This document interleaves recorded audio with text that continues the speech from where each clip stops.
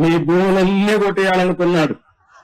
కొట్టేయాలనుకుంటే నేను ఆ రోజు హామీ ఇచ్చాను, మీరు ఏం భయపడద్దండి, ఇది ల్యాండ్ టైటిలింగ్ యాక్ట్ కాదు, ల్యాండ్ గ్రాబింగ్ యాక్ట్. ఇది జగన్ వేసిన పెద్ద స్కెచ్. ఇది దీన్ని ఇమ్మీడియట్ గా కంట్రోల్ చేస్తారు, రద్దు చేస్తానని చెప్పి రద్దు చేసిన ప్రభుత్వం ఎన్డీఏ ప్రభుత్వం అని చెప్పి కూడా నేను మీకు తెలియజేస్తున్నా.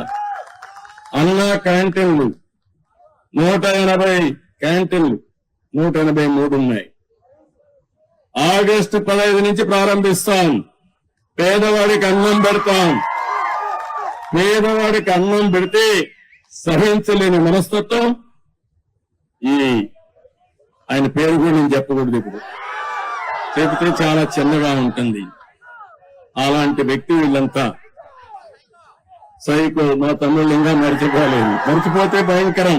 నేను మొన్న కూడా చెప్పా, నేను అందరితో మాట్లాడుతున్న ప్రపంచం అంతా, అందరూ మీరంటే మాకు అభిమానం ఉంది, మీ మీద నమ్మకం ఉంది, మేము వస్తా ఉంటున్నారు. కానీ మీ రాష్ట్రంలో ఒక భూతం ఉంది, మళ్ళీ అది లేస్తే ఏమవుతుంది కాబట్టి అది కూడా ఆలోచించమని నేను చెప్పాను.